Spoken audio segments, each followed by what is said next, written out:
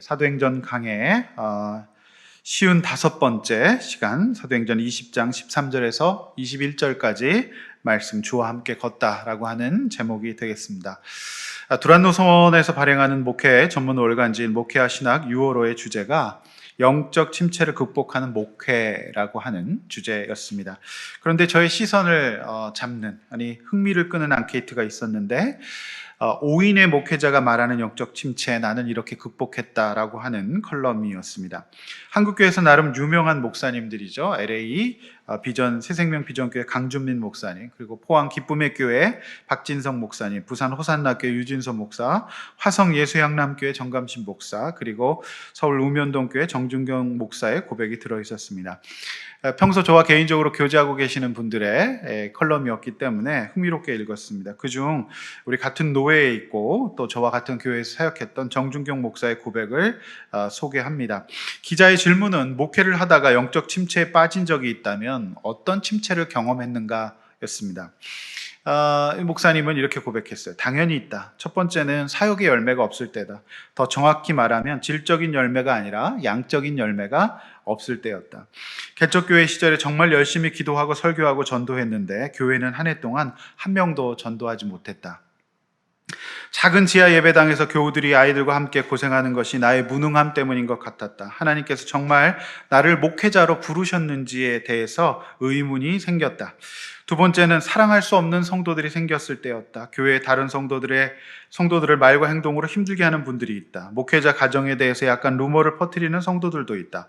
그들을 사랑하고 용서하지 못해서 힘들었다. 세 번째는 시골에서 혼자 사시던 어머니에게 칼을 든 강도가 들어왔을 때였다. 그 사건은 어머니의 삶을 송두리째 망가뜨렸고 강도에 대한 분노와 아들 역할을 제대로 하고 있지 못한 마음으로 하루하루 견디기 힘들었다. 하나님께도 서운했다라고 하는 거예요.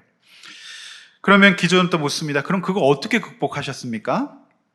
자, 영적 침체를 벗어날 때 특별한 방법은 없다. 하나님의 은혜밖에 없다.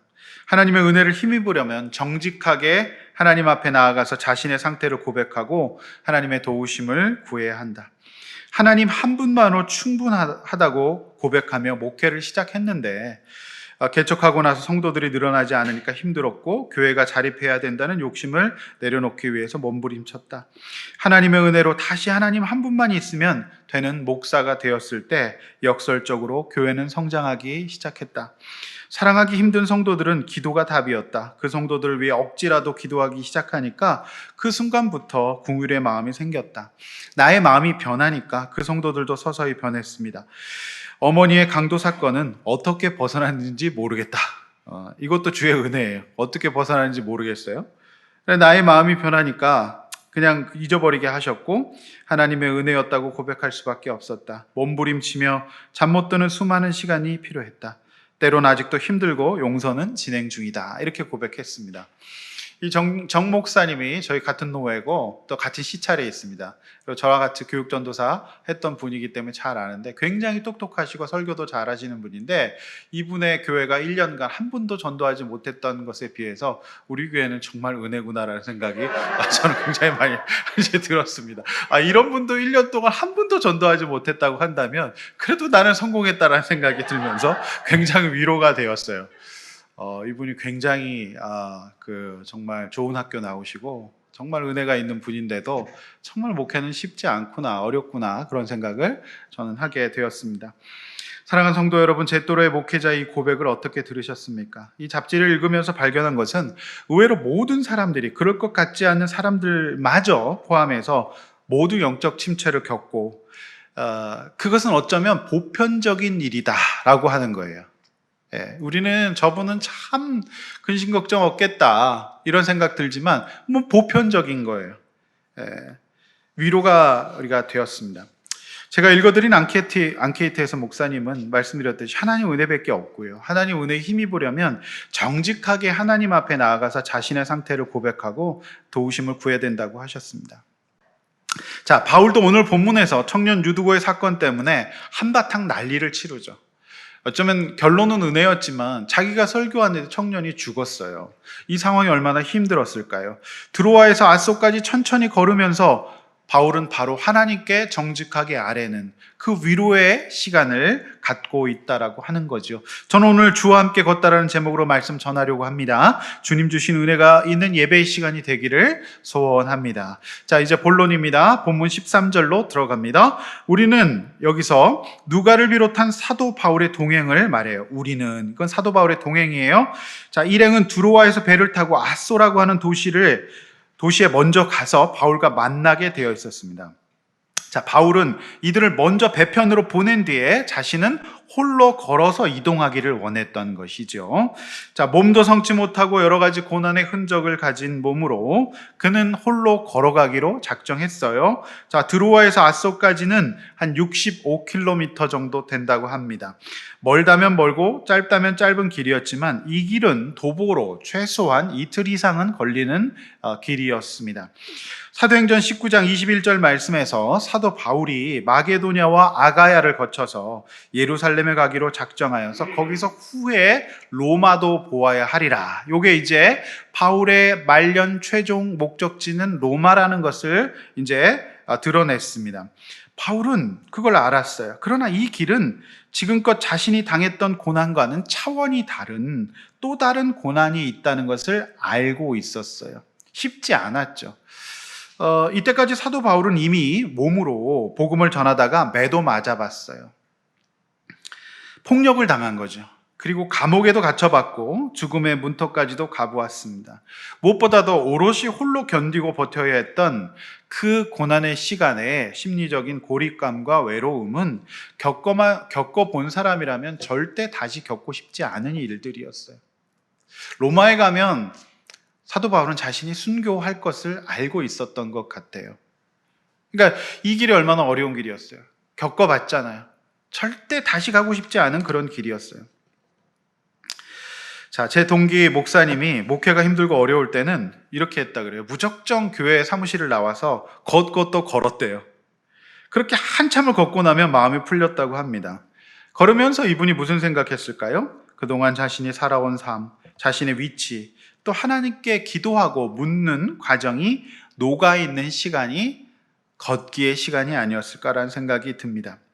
자, 본문 해석을 놓고 여러 가지 견해가 있어요. 첫 번째는 바울이 일행을 먼저 보낸 것은 드로아에 조금 더 남아서 지난주 본문의 주인공이었던 유두고의 변화를 좀 더 지켜봤을 가능성이 있다. 또 어떤 학자는 백길보다 육로가 조금 더 빠르고 편하기 때문에 그렇게 했을 것이다 라는 주장이 있는데요. 저는 두 가지 주장이 다 탐탁지 않습니다. 제가 볼 때는 이 3차 전도행을 마치고 예루살렘으로 가서 예수님을 믿지 않는 유대인들에게 고난을 당하고 자신의 순교가 예상되는 로마로 가야 하는 그것을 알고 있었던 이 바울로서는 무리와 분리되어서 일종의 하나님과 1대1의 시간이 필요했던 것 같아요. 그래서 마음을 다시 잡고 본인이 가야 될 길에 대한 하나님의 뜻을 물어보고, 그래서 무리와 분리되어서 배를 타고 먼저 보내고 걸으면서 기도하고 또 지금까지 걸어온 길들을 생각하고 또 용기 없고 걱정되는 자신의 인생을 주님께 맡기는 그런 걷기의 시간을 가진 것이 아닌가, 그렇게 생각이 되어집니다. 자, 누가 시켜서 이런 것이 아니에요. 자, 13절 하반절은 바울이 스스로 그렇게 정하여 일행에게 통보했다라고 기록이 되어 있잖아요. 그럼 바울이 그냥 정한 거예요. 누가 선생님 자리가 없으니까, 또 어떤 황당한 사람은 배에 자리가 없어서 바울만 남았다 뭐 이런 사람도 있는데 말이 안 되죠. 그냥 그가 스스로 정하여 배를 먼저 보낸 거예요. 아무리 걸음이 빨라도 배보다 빠를 수 없잖아요. 시간이 남아서도 아니에요. 그는 상당히 급했어요. 급한 시간이었거든요. 자, 오순절 안에 예루살렘에 도착하기에는 너무나도 시간이 빡빡했어요. 자, 그러나 아무리 시간이 없더라도 그는 자신이 가는 길에 하나님의 은혜가 필요했어요. 성령의 충만함이 필요했어요. 자신이 가는 길에 하나님의 위로가 필요했어요. 얼마나 지치고 힘들었어요. 이제 예루살렘에 가면 끝이거든요. 거기서 체포되어서 로마로 가는 거거든요. 그러니까 하나님의 특별한 은혜가 필요했어요. 또 두려움이 있었고 피하고 싶은 마음이 있었을 거예요. 그때 바울은 걸으면서 기도했을 거예요. 실제로 사도 바울이 걸었던 드로아에서 아소에 이르는 길을 걸어보셨던 목사님이 이런 얘기를 하시더라고요. 그 길을 걷잖아요. 그럼 2000년 전 바울의 심정이 그대로 공감되는 길이라고 말씀하시더라고요. 우리도 한번 정말 걸어볼 수 있기를 축원합니다. 거기 한번 걸어봤으면 진짜 좋겠어요. 이 길이 어떤 길이었을까? 침묵하며 기도하며 찬양하며 그 길을 걸었을 것입니다. 젊은 시절 예수 믿는 그리스도인과 교회를 핍박했던 그가 아시아와 유럽 지역을 누비면서 복음 전했어요. 힘들고 어려웠지만 그것은 분명 그의 발걸음을 하나님께서 축복하셨고 성령으로 역사하셨던 그 길이었잖아요. 그러니까 이제 하나님, 제가 예루살렘에 이제 돌아갑니다. 그것을 로마로 가는데 하나님 이 길에도 은혜 베풀어 주시옵소서, 힘을 주시옵소서, 용기를 주시옵소서. 그래서 밤하늘의 별을 보며 일러기는 에게의 바다의 파도 소리를 들으며 그는 하나님과 깊이 교제했을 거예요. 이 본문 이후로 사도 바울은 흔들림 없는 그 길을 가게 됩니다. 걸을수록 뇌가 젊어진다라는 책을 보면 이런 내용이 있습니다. 우울할 때 하염없이 걸어본 적이 있는가? 우울한 기분이 약간 가라앉는다. 걸으면 세로토닌이라고 하는 물질이 분비되는데, 세로토닌은 행복한 감정을 유발시키는 호르몬이다.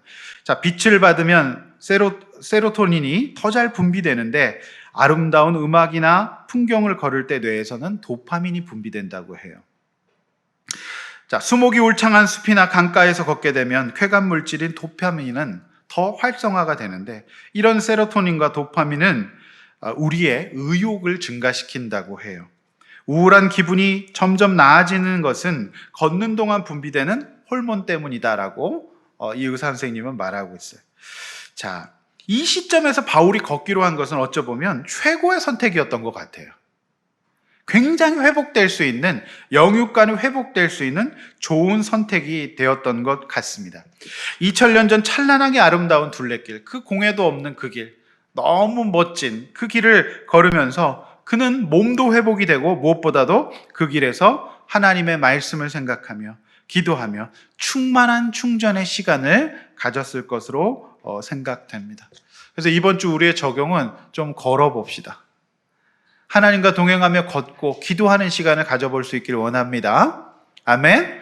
자, 너무나도 바쁜 일상을 살아가고 있어요. 바쁘지 않으면 안 될 것 같은 세상을 살아가고 있어요. 그러나 매일 일정한 시간을 빼내서 말씀을 묵상하고 기도하고 주님과 함께 걷는 시간을 갖는 것, 우리가 주중에 중간이 수요일 날 주의 말씀을 붙들고 기도하고 또 우리가 이렇게 주일 예배를 드리는 것, 이게 바로 주와 함께 걷는 시간이라고 생각합니다. 우리가 세상 사람들은 이것을 시간 낭비라고 생각할지 모르지만 우리가 묵상하고 있는 잠언 말씀과 함께 동행하는 이 때를 보내는 방법이, 이것이 바로 지혜로운 인생을 살 수 있는 귀한 방법인 줄로 믿습니다. 바쁘더라도 우리가 하나님과 함께 걷는 그 시간을 조롱할지라도 그것은 누가 정해주는 것이 아니에요. 내가 정하는 것입니다. 주님과 함께 걷기로 결정하시기를 바랍니다. 바쁘면 바쁠수록 배를 먼저 보내고 주님과 깊이 교제하는 시간을 가지시기를 바랍니다. 그것이 결과적으로 우리 인생을 잘 살 수 있도록 도와주는 방법일 줄로 믿습니다. 자, 본문 14절이에요. 바울은 아소에서 다시 이제 일행을 만나요. 배를 타고 남쪽으로 내려가죠. 자, 우리가 이 대목에서 다시 한번 또 지도를 보겠습니다. 이 지도는 1, 2, 3차 전도여행에 모두 다 나와 있는데요. 여기 보면 이제 드로아에서 아소까지 저 65km를 걸었던 겁니다. 그죠? 그리고 계속 배를 타고 남진해서 이제 시돈과 두로 있는 이 예루살렘에 있는 이 지역으로 이제 다시 돌아가는 과정이 되겠습니다. 그래서 바울이 3차 전도 여행은 점선으로 되어 있는데 밑에 고린도에서 위까지 다시 돌아갔던 그런 말씀 기록이 있지 않습니까? 그래서 계속 남진을 거듭하고 있는 그런 과정이 바로 3차 전도 여행이 되겠습니다. 이것을 바울 루트라고 하지요. 자, 오늘의 터키 지역과 유럽 지역이 되겠습니다. 자, 본문 15절입니다. 이곳을 떠날 이튿날 기호에 도착, 또 이튿날 사모에 도착하고 그 다음날 밀레도에 이릅니다. 자, 여기까지 바울이 마게도나를 떠나 이곳 밀레도에 이르기까지 걸린 날입니다. 이 날을 계산해 보면 대략 17일이 된다고 해요. 자, 빌립보에서 드로아까지 5일, 드로아에서 7일, 그리고 드로아에서 밀레도까지 오기까지 5일을 합치면 모두 17일 정도가 된다고 합니다. 자, 본문 16절은 바울이 아시아에서 더 이상 지체하지 않기 위해서 에베소를 이제 그냥 지나가기로 했다고 기록되어 있습니다. 자, 에베소가 어떤 곳이죠? 자, 바울이 3년 동안 말씀을 전했던 곳이에요. 인연이 깊은 도시였습니다. 그러나 바울은 될수록 오순절 안에 예루살렘에 이르려고 급하게 가고자 했어요. 급하게. 왜 그래 했을까요? 이것은 유대인들의 최대 명절인 6월절과 오순절에 이것이 끝나기 전에 흉년을 맞은 예루살렘 교회에 바울이 복음을 전했던 마게도냐와 아가야 지방의 형제들이 모은 구제 헌금을 전달하기 위함이었어요. 자, 그래서 바울은 하나님과의 깊은 교제의 시간을 통해서 자신의 인생에 관한 분명한 이제 응답을 받고 그가 가지게 된 하나의 습관이 있어요. 어떤 습관을 가지게 됐을까요? 그것은 시간을 소중히 여기는 습관이에요. 바울이 거듭나고 영적으로 충만하고 기도하고 난 다음에 늘 보이는 습관은 그가 시간을 소중하게 여기는 거예요. 시간을 관리하기 시작합니다. 그래서 우리에게 주어진 시간을 어떻게 관리하냐가 그 사람의 지금 신앙의 실력일 수 있어요. 자, 에베소의 형제들과 왜 그도 교제하고 싶지 않았겠습니까? 정말 친한 사람들이 많고 교제하고 싶은 사람들이 많은데요. 그럼에도 불구하고 바울은 먼저 하나님의 시간표에 집중하고 있어요. 내 개인적으로는 함께 쉬고 싶고 함께 놀고 싶고 교제하고 싶죠. 그런데 바울에게 있어서는 하나님의 시간표가 더 중요했기 때문에 지금은 빨리 예루살렘으로 돌아가는 것이 하나님의 뜻인 줄 알고 에베소를 거치지 않고 바로 밀레도로 내려오게 되는 것이죠. 바로 그곳에서 바울은 형제들을 이제 에베소 교회 장로들을 불러서 말씀을 전하는 것으로 만남을 대신하는 거죠. 네. 여러분, 이거는 로마로 인도하신 하나님의 뜻에 순종하는 것이었고 어려움에 처한 예루살렘 교회 형제들을 돕는 것이 내 개인적인 마음보다 더 중요하다. 그래서 주의 뜻에 자신의 생각을 복종시킨 그런 말씀이 되겠습니다. 주어진 한정된 시간 속에서 바울은 늘 시간을 아꼈고요. 최선의 선택을 살았어요. 그리고 하나님의 계획이 지체되는 것을 원치 않았다라고 하는 것이죠. 자, 본문 16절에 지체하다라는 단어의 원어는 크로노트베리오라고 하는 단어가 되겠습니다. 그러니까 시간이라고 하는 크로노와 문지르다라고 하는 트리베오가 이제 합성된 단어가 되겠습니다. 그러니까 시간과 문지르다. 이것이 이제 지체예요. 그러니까 지체한다라고 하는 뜻은요. 하나님께서 우리에게 주신 시간이라고 하는 귀한 선물을 무의미한 것과 비비는 거예요. 무의미한 것과 섞는 것을 얘기합니다. 그래서 그 시간을 날려버리는 것을 의미해요. 욕망과 비비느라 시간을 지체하고 나태와 쾌락과 비비느라 시간을 지체합니다. 여러분 오늘 아침에 큐티 하셨습니까? 네. 오늘 아침 말씀 보면 이런 말씀이 있어요. 잠언 19장 15절. 게으름이 사람으로 깊이 잠들게 하나니 태만한 사람은 줄일 것이니라. 이런 말씀이 있어요. 또 오늘 큐티 본문 보면 너무 현실적인 말씀이 있는데 그릇에 손을 놓고 입으로 오는 것까지가 귀찮아서 안 한다는 거예요. 그게 이제 오늘 말씀이에요. 그게 인간이라는 겁니다. 영적으로 나태해지면 제일 먼저 시간 관리가 안 돼요. 주어진 일들을 미룹니다. 제대로 살지 않아요. 엉뚱한 것과 비비는 거예요. 지체하다라는 뜻이 이런 게 너무 놀랍지 않나요? 시간을 엉뚱한 것과 비비는데 시간 다 사용하는 거예요. 네. 여러분 어떻게 살고 계세요? 사도 바울은 주님과의 깊은 관계에서 교제했을 때 첫 번째 열매는 시간을 관리하기 시작했고 우선순위를 분별할 줄 알았어요. 에베소 형제들과 마음껏 놀고 싶다 그거 아니었어요. 지금 중요한 것은 이 아가야 지방, 유럽 지방에 있는 교회에서 흉년을 맞은 예루살렘 교회 형제들을 위한 이 구제헌금을 빨리 전달해야 했어요. 그러니까 자신의 개인적인 욕구와 열망보다 하나님의 시간표와 사명을 우선순위로 늘 가지고 있었다라고 하는 것을 우리가 명심해야 됩니다.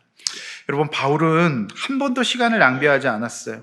하나님께 자신을 드린 사람의 특징이에요.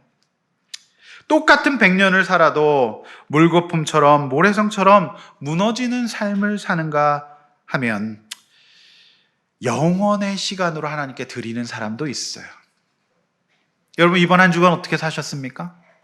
그리고 우리의 앞으로의 시간은 어떻게 돼야 할까요? 여러분, 우리가 한번 이 말씀을 잘 묵상해 볼 수 있기를 원해요. 여러분은 시간을 혹시 지금 지체하고 있지는 않습니까? 우리 시간을 하나님께 온전하게 드릴 수 있을 때 우리가 비로소 성숙했다라고 말씀할 수 있을 것입니다.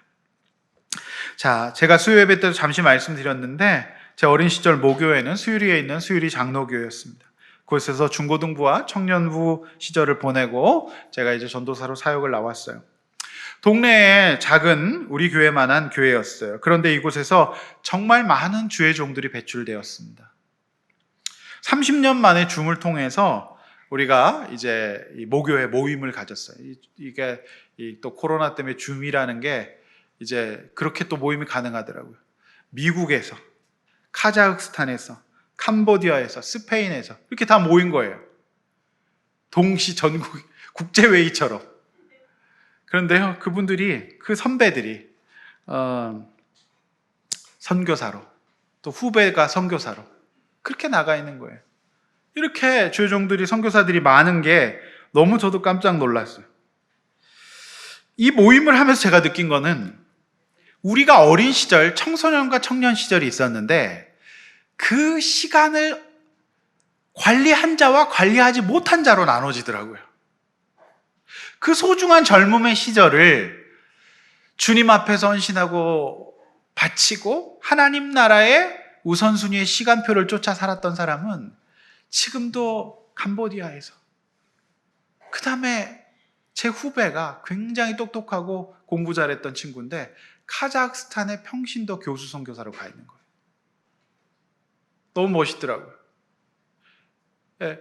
그러니까 이제 이렇게 다 제 후배, 제 선배도 그렇게 있고, 제가 그걸 보면서 신앙생활을 같이 시작했어요, 어린 시절에. 그런데 지금까지 살아오면서 사도 바울처럼 주님께 자신의 시간을 드린 사람이 있는가 하면, 그래서 그 영광이 있잖아요. 그 얼굴들이 참 이렇게 해처럼 빛나는 거예요. 그 인생이 주님 앞에 또 다른 사람들을 위로하고 살리는 사람으로 쓰임받았잖아요. 그런데 반대로 세상과 버타여 시간을 보내서 함께 나이 들어 늙어버린 사람이 있더라고요. 제가 그런 걸 보면 참 부르심을 쫓아서 걸어가고 있는 모교의 지체들의 모습이 참 귀하고 굉장히 아름다웠습니다. 본문 17절입니다. 바울은 자신이 3년 동안 머물렀던 에베소 교회에 들려 안식을 취할 시간이 없었어요. 사랑하는 친밀한 형제들이었지만 바울은 하나님의 시간표에 충실했기 때문이에요. 그래서 바울은 에베소 밑에 밀레도라는 배가 머무는 그 경유지로 에베소 교회를 대신하여 섬기고 있는 장로님들을 초청하여 말씀의 교제를 나누고 있습니다. 자, 우리는 이 대목에서 성도의 교제의 모델을 봐요. 우리가 교회에서 모여서 뭐 하는 건가? 여러분, 우리가 물론 모여서 세상 이야기도 하고 먹고 사는 얘기도 하고 뭐 이렇게 교제도 하고 다 할 수 있어요. 그런데 우리 성도의 교제 가운데 반드시 있어야 될 것은 무엇입니까? 그건 하나님의 말씀이에요. 그리고 서로를 향한 중보의 기도와 간증이 있어야 돼요. 우리의 교제도 이 바울과 에베소 교회 장로들의 이 교제가 되기를 소원합니다. 이게 교회 교제의 모델이에요. 함께 먹고 노는 게 아니에요.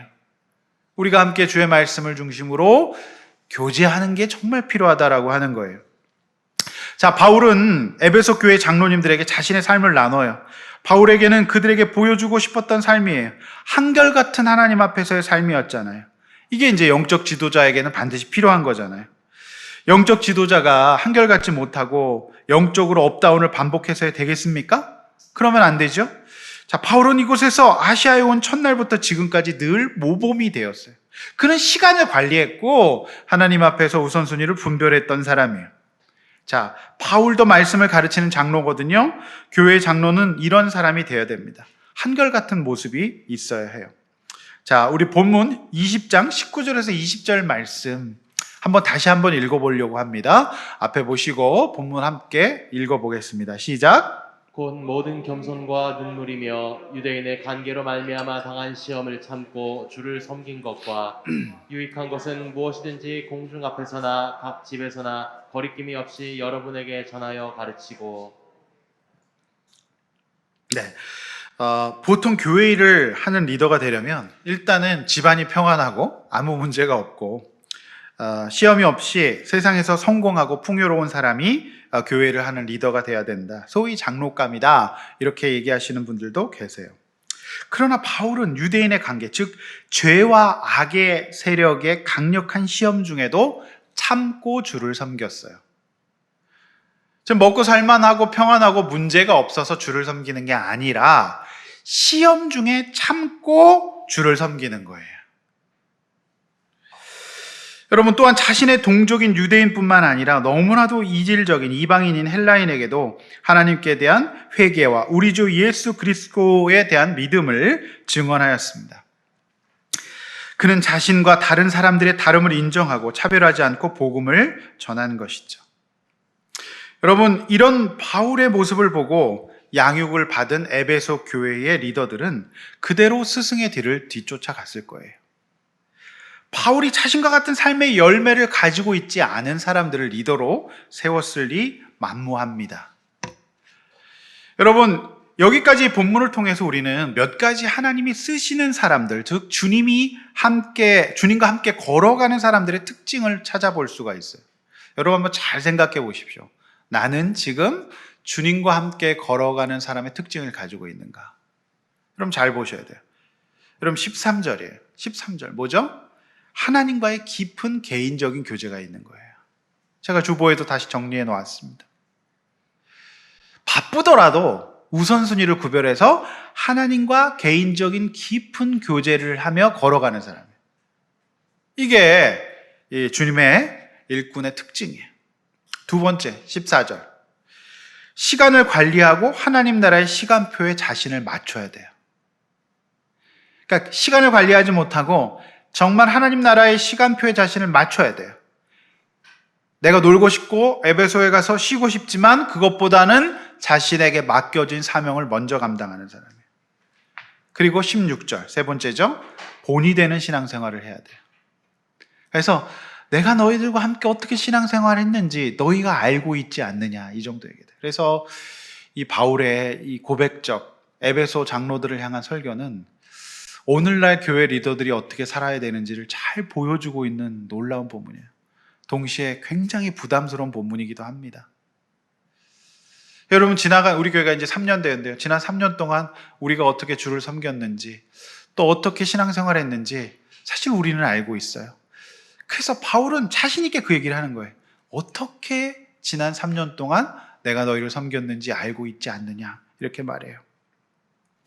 그 다음에 이제 19절 상반절에 또 하나님 쓰시는 사람, 주와 함께 걷는 사람의 특징은 겸손해요. 그리고 긍휼히 여기는 눈물이 있을 거예요. 다른 사람들을 위해서 기도하고 눈물을 흘릴 수 있는 사람이 되어야 합니다. 그리고 19절 하반절, 이게 중요하다 생각해요. 시험 중에도 시험을 참고 주를 섬기는 거예요. 시험이 없어서 주를 섬기는 거 아닙니다. 늘 시험이 있어요. 동족의, 집안의, 유대인들의 시험이 있어요. 그런데 그 시험을 참고 주를 섬겨야 돼요. 그러니까 이렇게 얘기해요. 일단 이 시험 좀 끝나고 좀 이렇게 하겠습니다. 이렇게 할 수 있거든요. 그럼 평생 못 섬깁니다. 시험이 없는 사람 주님께서 안 쓰십니다. 시험 중에 참고 주를 섬기는 거예요. 아시겠습니까? 이런 성경 말씀 봤을 때 주님의 일을 하는 사람들은 일단 가와만사성이라 집안을 다스리고 모든 문제가 없고 아프지도 않고 먹고 살만했을 때 섬기는 거다. 주님 오실 때까지 못 섬깁니다. 시험을 참고 주를 섬기는 거예요. 아시겠습니까? 그렇게 고백하고 있어요. 오히려 제가 볼 때는 시험이 있으신 분들이 시험 있는 분들을 위로할 수 있거든요. 그래서 시험을 참고 주를 섬기는 거예요. 자, 20절 중요합니다. 양육을 받고 또 다른 사람들을 양육해야 돼요. 이런 사람들이 교회의 리더가 돼야 됩니다. 21절 유대인이나 헬라인이나 즉 나와 다른 사람들을 이해하고 품을 수 있는 사람이 돼야 돼요. 무슨 얘기인지 아시겠습니까? 그래서 이 7가지의 하나님과 함께 걸었던 삶의 특징이 잘 나와 있어요. 여러분, 주님과 함께 그냥 걷는다고 자위하지 마십시오. 주님과 함께 걷는다면 이 7가지의 특징이 생길 거예요. 잘 한번 점검해 보시길 바랍니다. 일종의 체크리스트예요. 이 7가지가 나에게 있는가? 만약에 이 7가지가 나에게 없다면 주님과 함께 걷지 않는 걸로 보셔도 되는 거예요. 그래서 자신이 고백적으로 이렇게 내 삶의 특징들을 얘기하고 있거든요. 굉장히 성숙한 모습이죠. 저와 여러분이 7가지의 특징이 있어지기를 축원합니다. 아멘. 이 축복을, 이런 인생을 사는 사람마다 하나님께서 영광스럽게 하시고 영화롭게 하실 줄로 믿습니다.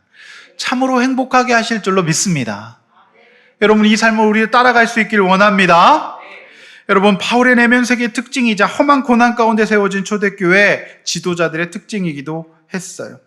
여러분이 하나님이 쓰시는 사람들, 즉 하나님과 함께 걷는 사람들을 이 교회 리더로 세워야 된다는 이 원칙은 여전히 지금도 유효해요. 여러분, 우리 교회는 이제 설립 3주년을 지나서 이제 4년 차를 맞이해서 세상을 향해 힘찬 걸음을 내딛어 가야 합니다. 저는 앞으로 우리 교회가 이런 주의 종들이 세워지기를 축원합니다. 7가지의 특징이 있는 사람들이 주의 종이 되어야 해요.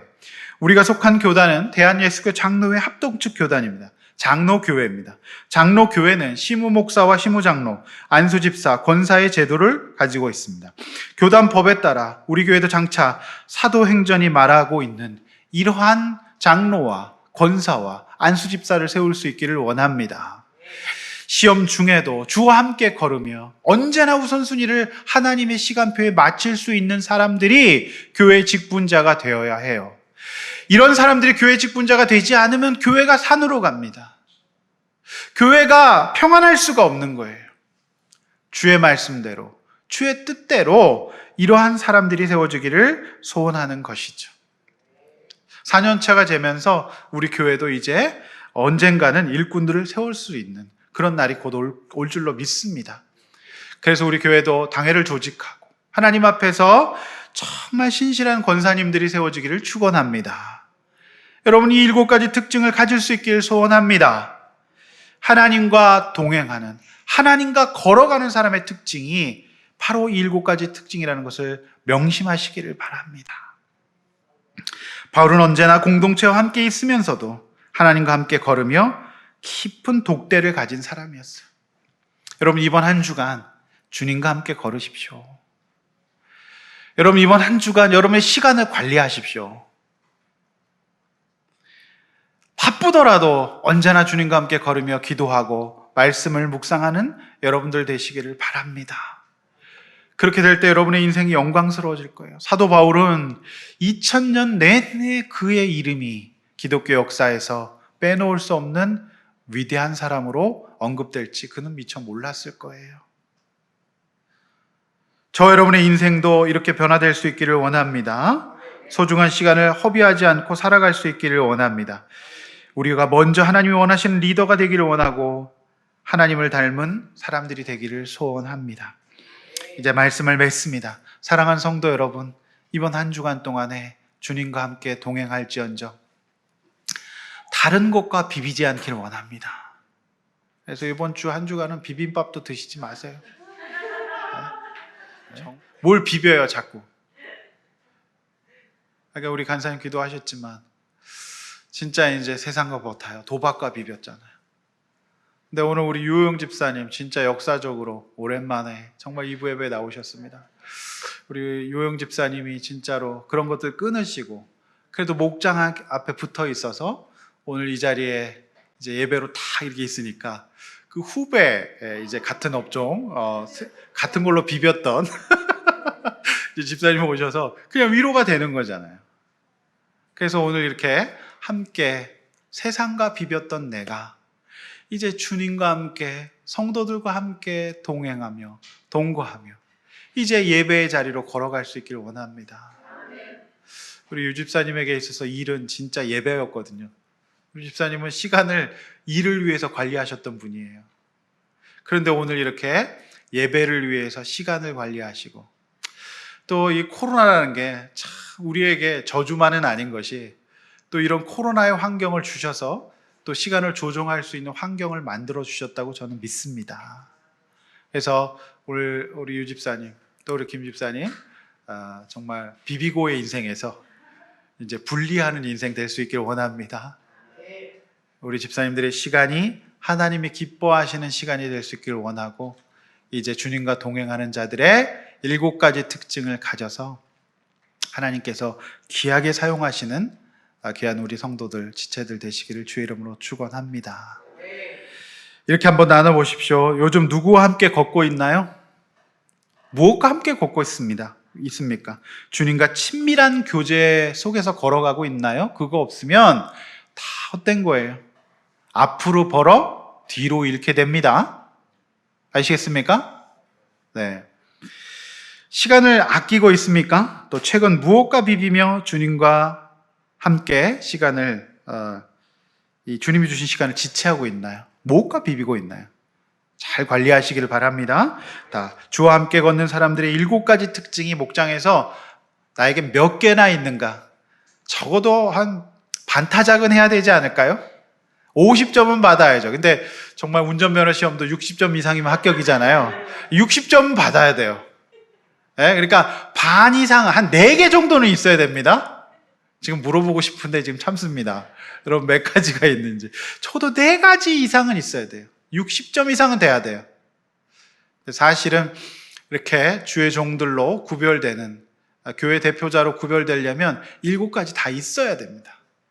그런 사람들이 될 수 있기를 축원하고, 특별히 부족한 것은 무엇인지를 여러분 점검해 보셔서 이 부분을 잘 채워나갈 수 있기를 주의 이름으로 축원합니다. 아멘. 우리 시간에 다 함께 찬송하면서 오늘 주신 말씀 붙들고 기도하도록 하겠습니다.